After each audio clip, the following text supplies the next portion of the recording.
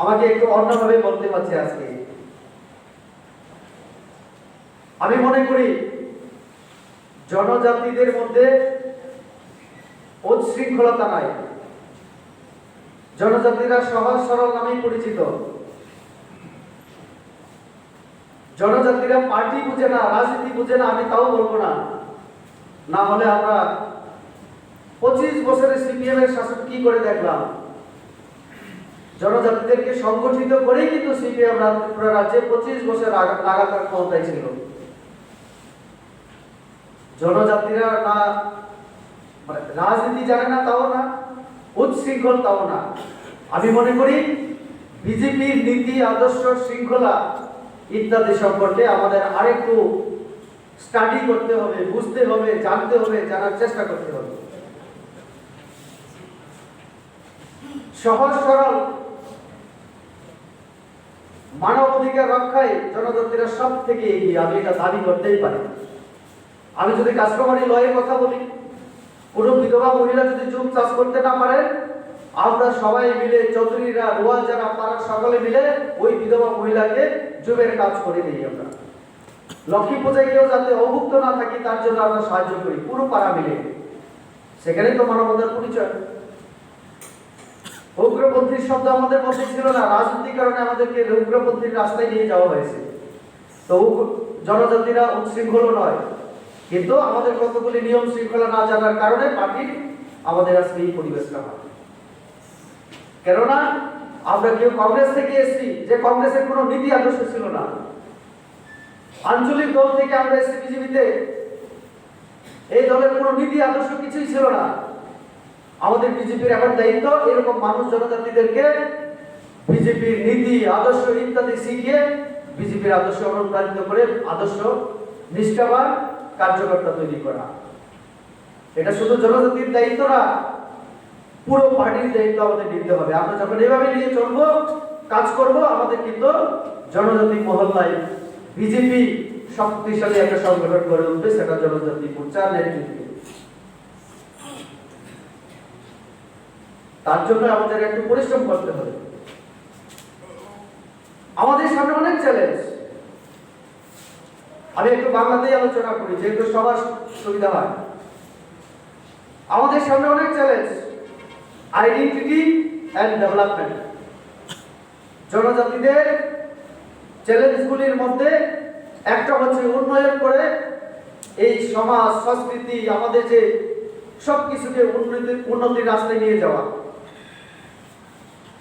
Identity ক্রাইসিসে আমরা ভুগছিলাম, সেটা আমাদের রাজ্য সরকার এখন যে আইডেন্টিটির ক্রাইসিস ছিল সেটাকে এখন আস্তে আস্তে দূর করে আমাদের পরিচিতি একটু অন্যভাবে দেওয়ার চেষ্টা করছে আমাদের রাজ্য সরকার।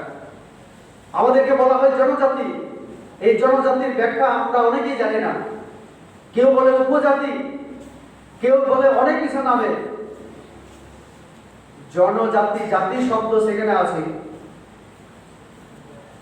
বাঙালি জাতি, পাঞ্জাব জাতি, অমুক জাতি যদি হয়, কেন আমরা জনজাতি না? আমরা কার উপজাতি? সেই দিন তো মুখ্যমন্ত্রীর নির্দেশে, মুখ্যমন্ত্রীর ঘোষণার মাধ্যমে একটা জিনিস পরিষ্কার হয়ে গেছে। ওই দিনের পর থেকে আমরা কাউকে কোনোদিন আর কেউ উপজাতি বলবো না। আপনারা মনে রাখবেন এটা। সবাই জনজাতি ব্যবহার করতে আপনারা অভ্যাস করবেন।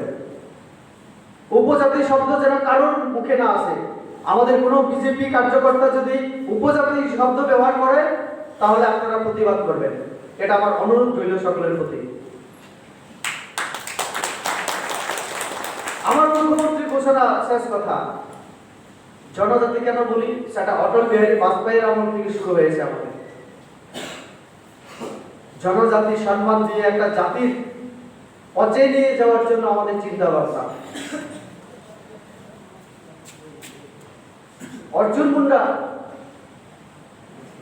রেণুকা সিং সারুতা, তারা সবাই সাংবিধানিক যে আমাদেরকে অধিকার দেওয়া হয় শিডিউল ট্রাইব, তাতে অন্তর্ভুক্ত বলে তারাও এসটি অর্থাৎ জনজাতি।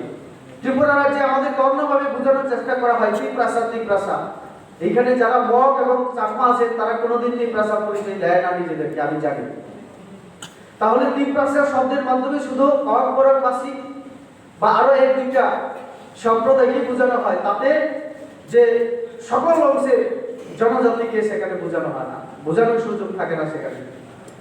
আমরা একটা বৃহত্তর অংশকে একটা জাতিতে নিয়ে আসার জন্য, একটা প্ল্যাটফর্মে নিয়ে আসার জন্যই আমাদের অটল বিহারী বাজপেয়ী আজকে থেকে অনেক বছর আগে জনজাতি শব্দ ব্যবহার করেছেন, তিনি মন্ত্র খুলে দিয়েছিলেন সেই সময়। তাহলে আমার অটল বিহারী বাজপেয়ীর যে দেওয়া নাম এবং যে শব্দের মাধ্যমে আমরা সম্মান বোধ করি, কেন আমরা সেটা ব্যবহার করবো না? আর বিজেপি সেটাতে দেওয়ার চেষ্টা করছে আমাদেরকে। বিজেপি আসার আগ পর্যন্ত 25 বছর আমরা কোনোদিন জাতিতে পরিণত হতে পারিনি। আমাদের বিপ্লব বাবু ঠিক কথা বলেছেন, আমরা কেন উপজাতি হব? 184 জন রাজা রাজত্ব করেছেন। বিশ্বের মধ্যে দ্বিতীয় সব থেকে লংগেস্ট যদি কোনো রয়্যাল ফ্যামিলি থাকে তাহলে ত্রিপুরা রাজ্য। জাপানের পরে রাজ পরিবার সব থেকে দীর্ঘ যদি শাসন করে থাকে ত্রিপুরা রাজ্য। তার যে ঐতিহ্য, তার যে ইতিহাস, ভাষা, সংস্কৃতি, রবীন্দ্রনাথ ঠাকুর যাকে এখন বিশ্বকবি বলা হয়, এই রবীন্দ্রনাথ ঠাকুরের পরিচিতি আমাদের রাজ পরিবারের দ্বারা হয়েছে। জগদীশ চন্দ্র বসু বিজ্ঞানী, তাদেরকেও আমাদের রাজ পরিবার থেকে সাহায্য করা হয়েছে। যে সময় বাংলা ভাষাকে মানুষ সেই রকম ভাবে আন্তর্জাতিক পর্যায়ে রূপ নিতে পারেনি, সেই সময়ও এই ভাষাকে স্বীকৃতি জানিয়েছে আমাদের রাজ পরিবার। তাহলে আমরা উপজাতি কি করে হলাম? আমরা আমাদের সবকিছুই তো আছে, ইতিহাস আছে, সংস্কৃতি আছে, ঐতিহ্য আছে, কৃষ্টি আছে, সামাজিক মূল্যবোধ আছে, এত সুন্দর একটা সমাজ ব্যবস্থা, তারপরে উপজাতি। তার জন্য আমাদের কতগুলি যে দোষ, এটাও দায়ী ছিল। যে কথা আমি বলতে চাইছিলাম, যেহেতু কংগ্রেস থেকে বিভিন্ন থেকে আমরা এসেছি, আমাদের একটু সময় লাগবে বিজেপিকে বুঝতে। দুইটা চ্যালেঞ্জ, আইডেন্টিটি যেটা আমি বললাম, এখন অন্তত ঠিক হচ্ছে আস্তে আস্তে, যে আমরা জনজাতি শব্দটা এখন আস্তে আস্তে জনপ্রিয় হয়ে উঠছে সব জায়গায়। এটাকে আরো জনপ্রিয়তায় নিয়ে যাওয়া, কি করে সবাই জনজাতি ব্যবহার করে সেটা চেষ্টা করা আমাদের, তার জন্য আমাদেরকে দায়িত্ব নিতে হবে। আর জনজাতি বলার মাধ্যমে যেহেতু একটা জাতি শব্দ সেখানে চলে আসে, জাতির মতো আমাদের দেখাতে হবে সবকিছুতে। একটা সময় আমি নিজেকে গর্ব করে বলছি না, একটা সময় বলতো রাইমা বেলি রেবতী সামলাতে পারবে না, রেবতী সহজ সরল দুর্বল শিক্ষক মানুষ, ললিত ত্রিপুরা মাফিয়া টাইপের মানুষ, হ্যাঁ কি করে ইয়ে করবে? আজকে ললিত ত্রিপুরার নাম আছে রাইমা বেলিতে। এই সহজ সরল শান্ত রেবতী ত্রিপুরাটা সামলিয়েছে। আমি প্রায় শুনি জনজাতিদের মধ্যে নেতৃত্ব নেই, লজ্জা লাগে আমার। এই চ্যালেঞ্জ আমাদের নেওয়া দরকার এখন। আমি যদি বাংলায় আলোচনা করতে পারি, তো নেতৃত্বের একটা গুণ যদি ত্রিপুরা রাজ্যে যদি নেতৃত্ব দিতে হয়, বাংলা কখন আমাদের জানতে হয় কিনা? আমি তো বাংলা শিখে নিয়েছি, তাহলে এই একটা যোগ্যতা তো আমি অর্জন করেছি। আমি তো মাধ্যমিক প্লান করি। এই যে চ্যালেঞ্জগুলি, নেতৃত্ব দিতে গেলে কি কি দরকার সেইগুলি আমাদের অর্জন করতে হবে। আমার কাছে অনেকজন অনেক চিঠি লিখে আগামী এডিসি নির্বাচনে আমাকে যেন প্রার্থী করা হয়।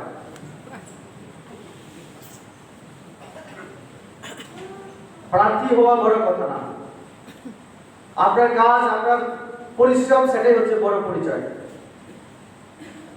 ঠিকই বলেছেন আমার পূর্ববর্তী বক্তারা। বিজেপিতে নেতা কেউ নই, কি কার্যকর্তা, কাজের কর্তা।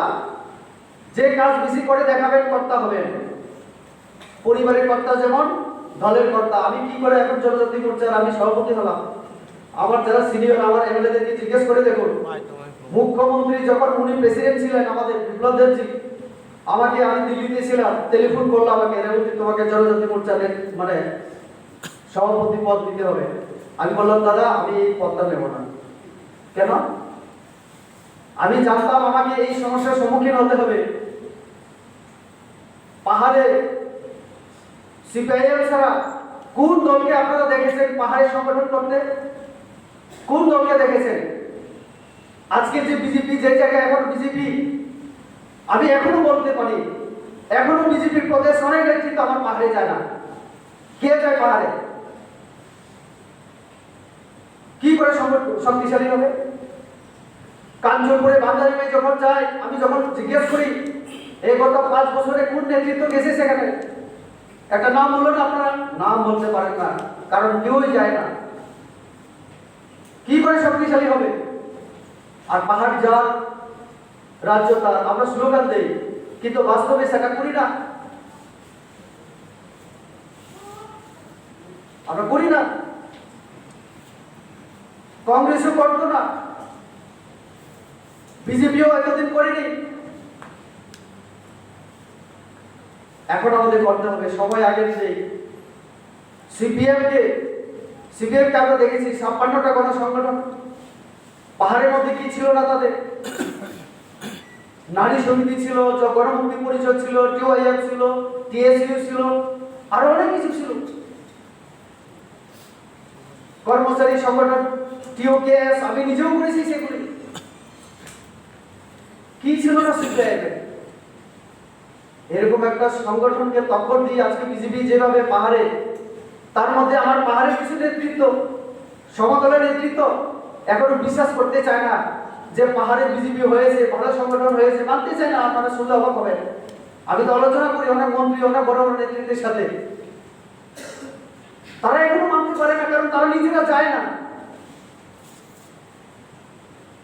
তার জন্য বিজেপি আজকে এই অবস্থায়।